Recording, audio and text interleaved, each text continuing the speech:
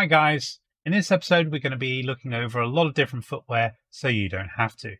This is a project that I've been working on for over a year now, just collecting up different boots and seeing what works well and what doesn't. So let's go through those details, shall we? Let's set our expectations for this project. We're looking at boots and shoes, basically footwear in general. It's going to cost you less than £100 sterling, or whatever your local currency is. There are an awful lot of Kart boots that obviously won't make that cut. Another restriction we have is unfortunately down to biology. I have very large feet, and unfortunately there are a lot of providers that don't cater for me. Puma seems to be pretty bad at keeping stock of large shoes, so unfortunately the Speed Cat Ultras are not on this list. Hopefully if I do manage to get hold of some in my size, I can review them for you separately. I had hoped to review the Alpinestars Tech 1Ks. Unfortunately, they didn't arrive in time, so they're excluded from this list. I will, however, do a separate review for them using the same criteria so you can weigh up the pros and cons of that boot. They are, however, the most expensive in the range that I'm going to show you. So I've told you about the boots and footwear that we're not going to be reviewing. What are we actually looking at in this episode? We have a few Sparco related items. We have the Hyperspeeds, Hyperdrives, the K-Pole, and the K-Runs. On top of that, we have Puma Drift Cat, OMP KS-3s, Abruzzi personalized boots, and lastly, we have some Aqua Shoes to see how they compare to these motorsport related items. It wouldn't be a roundup if I didn't first cover the criteria that we'll be using today to rate these boots. We'll be looking at fit, comfort, style, affordability, and feel. I'm trying to be as objective as I possibly can with this, but there are items like style that are going to be down to personal preference. And for that, I would advise having a look at the comments for this video to see who disagrees with me. Each of these categories will earn a star rating for the boots out of 5, and then we will give an overall score. I'll be giving each boot a breakdown of those categories, so the things that are most important to you can be highlighted first. So with all that fluff out the way, let's go have a look at some boots. The other options that we're looking at will be shown in alphabetical order. However, because these boots I've been wearing for a while and I did a long-term review on, I thought I'd cover them first. As I've said before, I've been using these for well over a year. They have a bit of wear because of that. They still look pretty decent considering though. The thin soles that are featured on these boots are actually the same soles that are used across the board in the boots that we're looking at today from Sparco. It's a nice thin sole that you can get a lot of feel from. It's fairly hard wearing, it's still going strong now. And at the same time, it protects you from the sharp edges of your pedals and rig.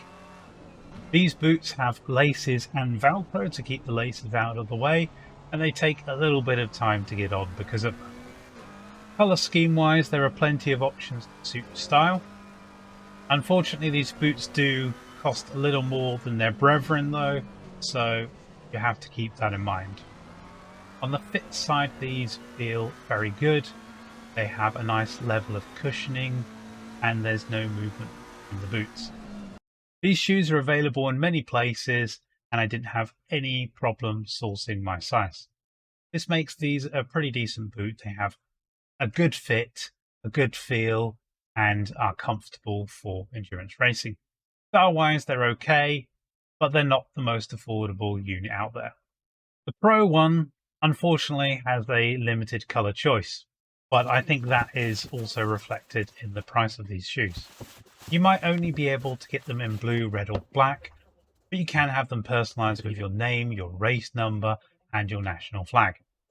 This is a nice touch, especially if your feet are going to be on camera or you're going to be using these for karting in general. Suede outer feels nice, looks good, and the embroidered logo is a nice touch. Fitting wise, this is very similar to the K-Runs we just looked at. They have laces and Velcro, so they're kind of so-so in getting them on in terms of timing, but once they're on, there's not really any movement in. I found these to be a little tight around the toe box, but not anything that produces the level of discomfort, and once I've broken them in, I'm sure that will be fine. The heel has marginally more lift than I'm used to with the Sparco boots, but that isn't necessarily a bad thing, it's just something to get used to. Boots appear to be made in the UK and shipped from there, so if you're outside of the UK, this might cause some availability problems. Fit-wise, then, these aren't quite as good as the K-runs, but they make it up in affordability, and having your own personalised style, I think, is great. Aqua Shoes, not really a brand name then. I'm using Ning shoes here, but there are literally hundreds of other manufacturers that you find on the likes of Amazon. Aqua Shoes then, as the name suggests, are usually used around water, and we can use some of the properties of them to use in sim rigs. So they have thin soles, they have good water wicking, and they're generally quite comfortable. They slip on, they're easy to get in and out of, and what's probably the best factor for most sim racers is they are incredibly cheap. I chose the Ning branded shoes here because they have size ratings, so I can buy my size in shoes. Some are a one size fits all approach, and I would avoid those for sim racing. Colour and style, they're probably quite meaningless if you are looking at the Aqua Shoe route. However, we have to note it because we are for the other boots, let's be fair. Why you would definitely be looking at these though is how affordable they are. The Aqua Shoes definitely don't hold my feet as comfortably or as firmly as I get with Kart boots, and that's reflected in how I feel when I'm driving with them. They did feel to offer some good ventilation when I was doing longer runs, so they do at least have that on their side. The soles, being as thin as they are, did offer a good level of feel. However, movement and slop in the shoe wasn't really appreciated that much. Aqua Shoes in general are very easy to find and very cheap, so don't expect to have problems sourcing them. Average fit and comfort then from the Aqua Shoes, good feel, great affordability, and not really any style.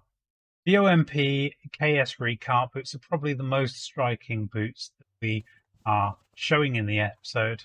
They come with rainbow laces too to be able to mix up your style however you please. They fit reasonably well, however I was a bit disappointed that they had a bit of movement in the shoe once they were on. This did unfortunately also impact their comfort level.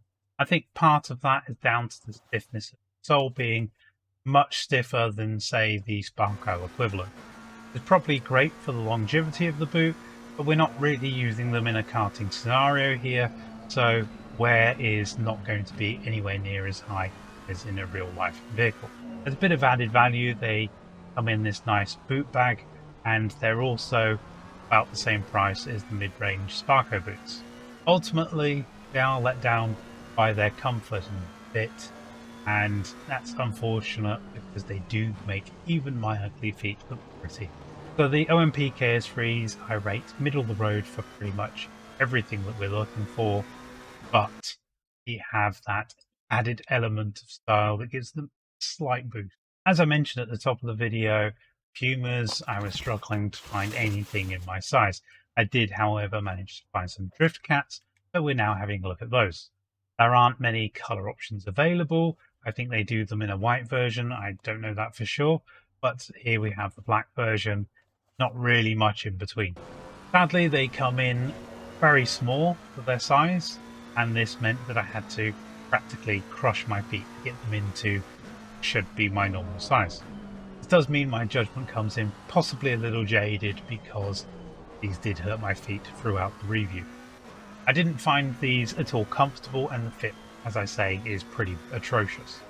They gave a reasonably good feel through the boot when I wasn't crippled in pain. One of the positive notes for these shoes is they are fairly cheap, as they are close to all now discontinued. Definitely going to be marking these very low for fit and style. Comfort wise, they just about scrape a bit above that. Feel was pretty good when I could actually feel the sensation through the pedals in my very numb feet. And as I said, if you can source them, they are quite affordable now. I reviewed these boots last year, and you can have a look at that review here. They're a little cheaper than the K-runs, about the same price as the K-poles. They have the same sole that you find on both the K-Pole and the K-Run. However, it doesn't feel quite as comfortable because of the material they've used to keep that all in place.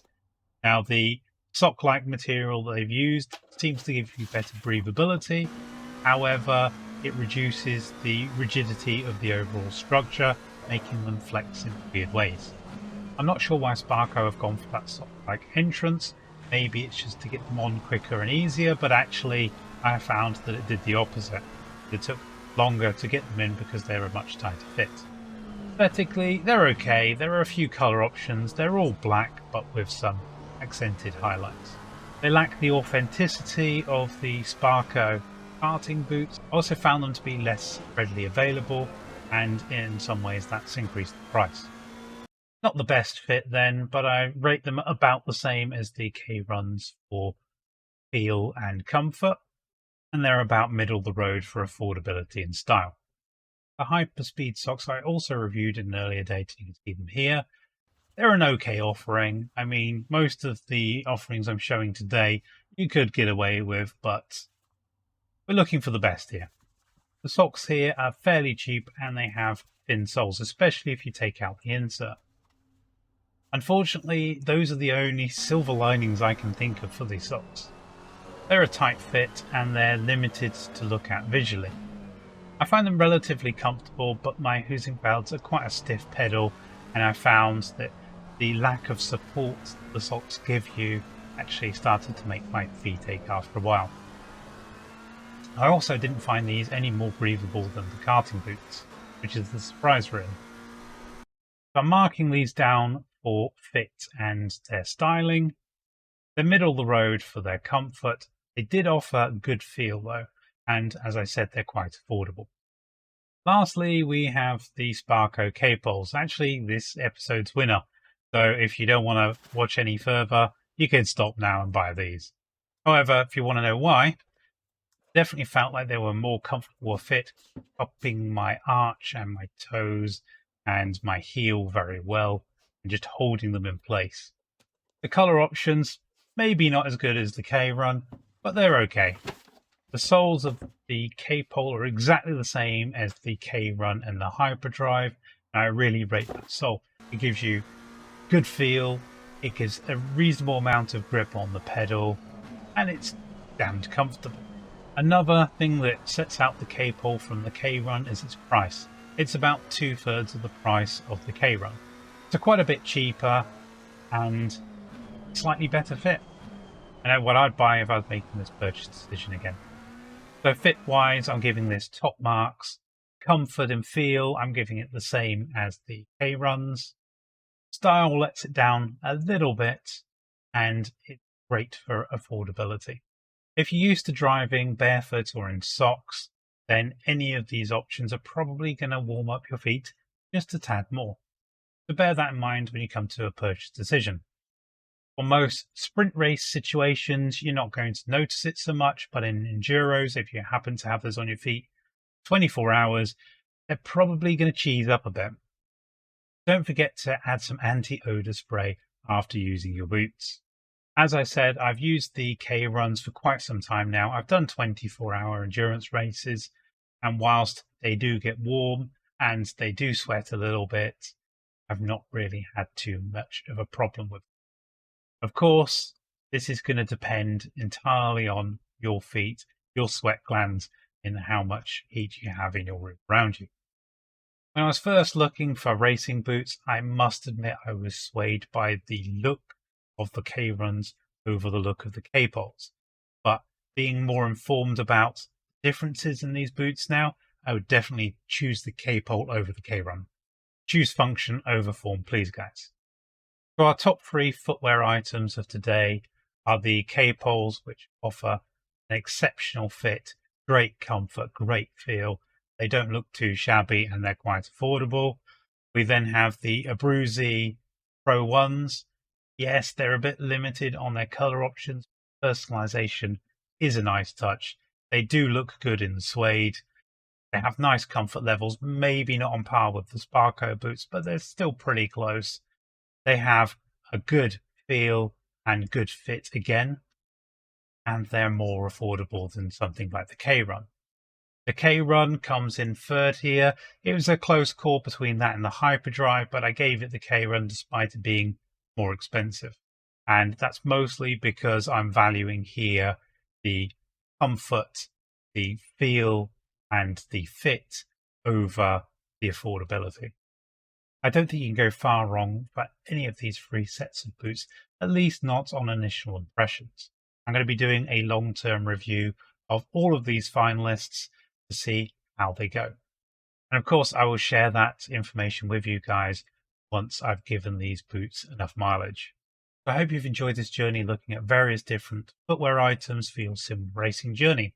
If you have, don't forget to give this video a thumbs up. Subscribe to the channel if you want to see more of this stuff. And till next time, guys. Bye-bye.